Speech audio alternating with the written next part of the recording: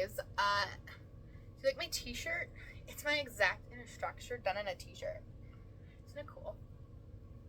It's actually medically accurate. And also this is what color my bones are. So yeah, pretty cool. My name is Emily. I like to talk about music, and today I want to talk about Spinal Tap 2, The End Continues, a movie that involves music. So first, before we get into Spinal Tap 2, let me talk about Spinal Tap 1. The original movie is called This is Spinal Tap, and it was released in 1984. It is a fictional documentary, or a mockumentary, or a rockumentary, as is mentioned in the movie, about the fictional band of Spinal Tap as they tour the U.S. for their X amount of years after the last time they were here for their new album, Smell the Glove. They are a British band. I don't know if I mentioned that, but they are. The movie stars Michael McKean, Christopher Guest, Harry Shearer, and Rob Reiner, who's also the director, as David St. Hubbins, Nigel Tufnell, Derek Smalls, and Marty DeBurgi, respectively. Now, Nigel is the lead guitarist, Derek is the bassist, and David is a lead singer and rhythmic guitarist. Now, obviously, there's also a drummer and a keyboardist. That is not relevant here. Okay. As a self-professed lover of Spinal Tap, I feel I need to prove my credentials here, and I want to show off just a little bit. I have the DVD. I have the VHS tape.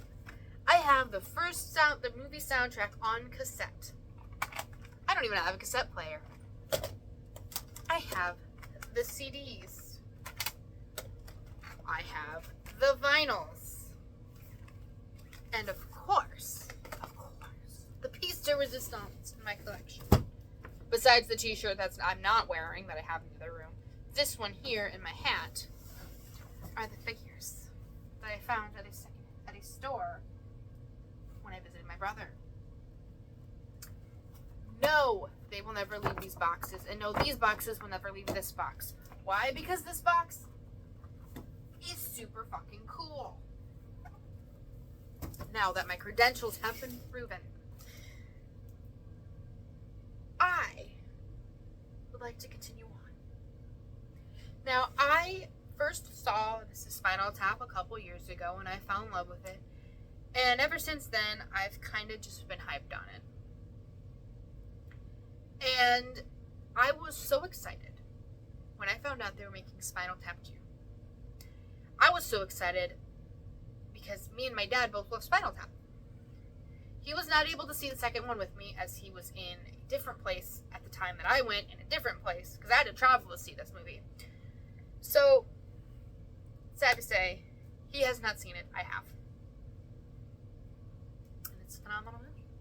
So, the thing that I'm most interested in talking about, besides just a little bit about the movie here, is some of the reaction I've seen to the movie online from reviews that I don't agree with. And I just want to talk a little bit about why I don't agree with them.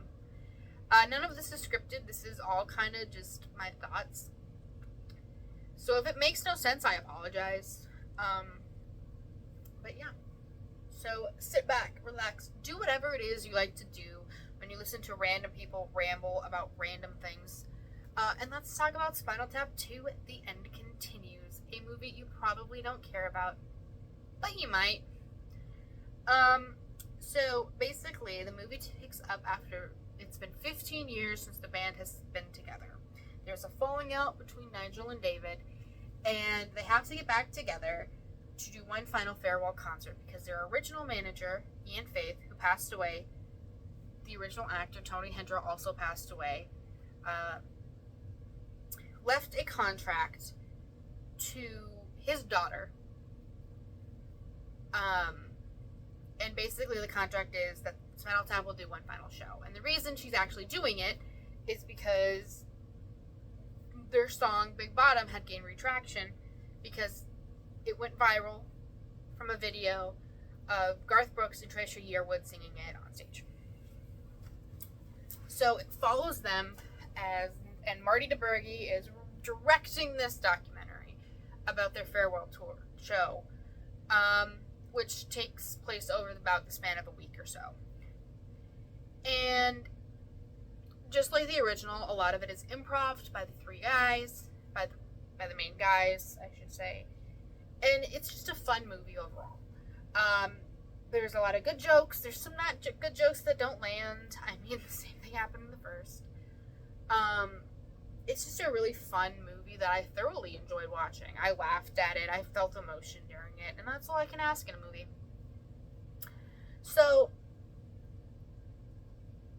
the first review that I want to talk about, or the first thing from the first review that I want to talk about, is the fact that people are saying it's not as good as the first, which is the sequel that took place 41 years later. They never are. But I think it has a lot of the same charm as the first one. And what people seem to be upset about is it's not as original as the first one. Again, it's been 41 years, dude. They kind of came, from my understanding of it, the guys got back together and they kind of had like the actors did, and they had a story to go behind the movie, and that was the most important part, and they wanted to do it. That's literally it. I don't think they were setting out to make a cinematic masterpiece, because I don't think they were doing that with the first one either. I think the first one was also just a fun movie that they had the idea for, with these characters who had been around a little bit, kind of in a couple of shows, I think, and just having fun doing that and making a movie about it. And I think this one is essentially the same thing, just 41 years later. They mentioned that, you know, the guys were sitting down most of the movie. They're 70 and 81, dude. The fact that they're still doing it, man, that's great. And, I mean, say what you want, but that's how a lot of rock stars are after a while. They just kind of sit. We can't all be, you know, the ageless rockers. So I don't know why that was an issue to them, but go for it. Whatever. I think it held the same kind of principle as where the real story of it is Nigel and David's relationship and their friendship. I don't know why that's hard to grasp, but okay. The second thing that I saw that I disagreed with was, spoiler alert, obviously, if you haven't seen the movie, I don't recommend talking about, like, being here for this part, but they get a female drummer named Dee Dee Crockett, who is portrayed as being a huge fan of Spinal Tap. Phenomenal. She has drum sets dedicated to a couple of the original drummers from Spinal Tap. And so tell me why it would make sense, as this person put it, that this person who is portrayed as a fan of Spinal Tap would have an issue drumming at their farewell show, drumming to the song Big Bottom, one of their biggest hits. Because that's what somebody said, oh, they should have really explored the idea of the female drummer, Dee Dee Crockett, being opposed to the song Big Bottom. How would that make sense? It's the band's farewell show that would obviously feature a big hit like Big Bottom. That doesn't make any sense, hon. You can try and make it about feminism all you want. That's not what this movie's about. The movie's not political. The band themselves are like, we're not political. And I like that because it's just a fun movie. It's just fun. It's not serious. And I mean, they talked about sexism in the first one. There's nothing wrong with being sexy, but there is something wrong with sexism, and there's no sexism here. So, literally it. I don't understand why that was even a thing that you were talking about and worried about. It just bothered me because it makes no sense to me. Like, it really literally made no sense. But then again, I also disagreed with a review when I saw AC/DC that my dad and I saw after we saw the show about leaving your wokeness at the door because they're playing the song Whole Lotta Rosie. Yep. So, always gotta be something. Anyway, the next thing that I saw was like, how would they have such a huge audience? They were failures in the first one. That was what made it so good. Did you not watch the same movie? Like, yeah, the tour was a failure, but they did have shows where fans showed up, including the one where they got lost backstage, dude. They had fans. They made it huge in Japan. They obviously had fans. So, I don't understand that either, but a lot of times bands that aren't overly popular will do like a farewell show and everybody will love them again and talk about them again and whatever. So I don't see where that's really even an issue. Like, granted, I don't think Elton John or Paul McCartney really added that much to the movie, personally speaking, but that's a personal thing. It would make sense that they would be aware of Spinal Tap because they were from around the same time, and whether they're friends or not or like fans of Spinal Tap or not is irrelevant, because like a lot of bands are fans of other bands that I don't like, and it doesn't matter. So I again, that's an argument I just don't grasp why that's an argument for you. That's why you don't like the movie. A lot of people think it just plays on nostalgia. It seems to be consensus. And while I agree, the movie is nostalgic, it's meant to be that way. It's just meant to be a fun movie. Remember Spinal Tap? Here they are now. That's literally it. Like, I don't understand why that's such a huge, like, questionable thing for people. And maybe I'm not getting it, but I feel like I'm understanding the movie better than they are, personally speaking. And I could be incredibly wrong, and that's fine too. But I think the biggest thing is that people are going into it expecting it to be the masterpiece that is, this is Spinal Tap, when that's not going to be the case. It's the same characters that we love, and they're just older and moving on in their lives, and that's just all it is. I'm sure, I guarantee you, these guys never expected their little movie to be in the Library of Congress. They never expected to have created a phrase that's in the Oxford Dictionary. It's, by the way, that phrase is turned up to 11. So, but I'm sure they did not expect it to become the hit that it became, especially when it really didn't do great at the box office originally. So the fact that it's still huge now, I think they just wanted to have fun with it and maybe capitalize on it a little bit. I know they had not had great residuals or any rights really to it because of the contract they signed to release it until like 2016 when they got them back. I think Harry Shearer bought them back. But that's, I think it's just a fun time and a fun ride, and I think that's all that was meant to be. And again, it really is just about the friendship between, like, the main story is the friendship between Nigel and David. And I think it's a great one. So I don't know where the issue is. One of the other things that I saw was, I would have liked if Spinal Tap had kept changing genres to go with the times. No. They released Break Like the Wind in the 90s, and it's still the same rock vibe as this is Spinal Tap. Like, yeah, you can make an argument for Give Me Some Money and the Flower People being growth from the times. But, they really hadn't changed their sound much. And according to this great vinyl here, which, it's beautiful, isn't it? You just look at it and you think, how much more black could it be?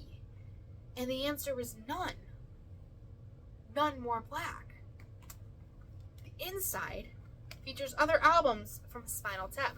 Now you have to remember, even in the first one, they mention that the original song from the 60s, like Cups and Cakes and Give Me Some Money, are ones that are by the Tamesmen. So it was before they became Spinal Tap. And I'm fairly certain Flower People is the same way, but I can't remember for sure. So, it features these fictional albums, but also has a set list and what album these songs would have been from. So let me go through the list of these, and so we can just have a good coverage here. Hellhole is from Smell the Glove, which is 1982. That I'm Gonna Rock You is Intravenous de Milo, which is 1974. And so they've had the same sound for 10 years at that point, pretty much. So, Rock and Roll Creation is from Rock and Roll Creation, 1977. Cups and Cakes is circa 1965. So, again, that's a 10-year difference into the rock, which remained for 10 years. Just for reference. Big Bottom is from Brainhammer, which is 1973. Sex Farm is from Shark Sandwich, which is 1980. Stonehenge is from The Sun Never Sweats, 1975. Give Me Some Money is a single from 1965. And Listen to the Flower People is 1967. So clearly they grew into the rock band in the 70s and remained that way into the 80s. It wouldn't make sense for them, having found their sound for 10 plus years, to suddenly switch it over. Especially after Break Like the Wind dropped in the 90s. Which, let me see here if I can find a good date for it here. Never actually looked much at the back of this one. But anyway, regardless, 1992. There we go. Found it. Sorry. 1992. So why would they change then at the height of grunge? If this dropped at the height of grunge, where would they go to grunge? So, yeah. That doesn't make sense to me either. Now, let's talk about the new album, The End Continues. Now, this features songs from the movie, obviously, as a soundtrack, but it also features new songs which weren't necessarily featured in the movie. One of them was, the other ones weren't. And I'm going to leave you to guess until I get to the end of this list which one was in the movie. So obviously, it features the songs from the original movie that feature other artists. So it features Listen to the Flower People with Elton John, and Stonehenge with Elton John, Cups and Cakes with Paul McCartney, and Big Bottom with Garth Brooks and Trisha Yearwood. Which personally, I don't care for that one, like at all, but that's a personal thing. So let's go through it. Nidal's Poem, Let's Just Rock Again, Brighton Rock, The Devil's Not Getting Old, I Kissed a Girl, not the Katy Perry song, come on, Angels, Judge and Jury, Rockin' in the Urn, Blood to Let. I will give you a second here. The answer is some of the lyrics from Rockin' in the Urn featured in the movie, and a little snippet of it, but that's it. So the ones that I liked most would be Brighton Rock, Let's Just Rock Again, and Angels, and Judge and Jury, as well as Blood to Let. Now, my reasoning for these three, the other ones not being my favorite, is because they are sang by Harry Shearer as Derek Smalls, and he sounds like a Muppet to me, and it just really throws me off. I like him otherwise, but I don't like that. And I hate to say that because, again, I'm such a huge fan, and I love their other songs, but those ones I just can't get into it because of the vocals being weird. And I had the same issue when I found out that Derek Smalls actually has an album. I can't name what it is at the moment, and I'm not going to Google it. But it features the song Hell to Pay, which is in the movie for a brief second. So, and while I appreciate that and the art that went behind them, I do enjoy some of the music of it. I don't care for his voice personally. So there is that. But yeah, that's just a personal thing. They're good otherwise, but the vocals just throw me off. And I think it's just mainly that. Nigel's poem's also kind of interesting, but so yeah. So basically what I'm saying is don't look at the reviews. Go into the movie with the idea it's just a fun movie about these characters 41 years later. And do that. That's literally all you have to do. Because, I mean, we catch up with some of the other faces like Bobby Fleckman and Artie Funkin and even Janine, who we all hate. Fuck Janine. That's a joke, by the way, but also not really. I also recommend, if you have access to it, listening to the commentary on the Spinal Tap movie, because it features the characters doing the commentary, and it's kind of fun. It's almost like a second movie, and it's really fun to listen to. Trust me, I've done it. And yeah, just go into it not expecting amazing perfection, but go into it looking for just a fun movie, because that's all it is, and I think that's all that it was meant to be. So I hope you guys are doing awesome. I'm surviving. Had some apartment issues that really leave me feeling the first verse of the song Hellhole from Spinal Tap. But yeah, I'm alive, I'm kicking, I'm doing shit, I'm alive. That's what matters. I have some personal fun stuff coming up. Gonna see the Rocky Horror Picture Show 50th anniversary show with Nell Campbell next week. Very, very excited. I have a whole outfit for that one. Because I love Rocky Horror. I have a live, or I'm gonna see in October the Evil Dead with a live music orchestra, which I'm very excited about because I love the Evil Dead franchise. And yeah, it's been a good year for that. Yeah, I hope you guys are doing awesome. I hope wherever you are and whatever you're doing your best, because your best is good enough. And you're being good people. Be good, be kind. Don't be a piece of shit. And yeah, just basically, I hope you guys are doing awesome and living your life. And remember to turn it up to 11. So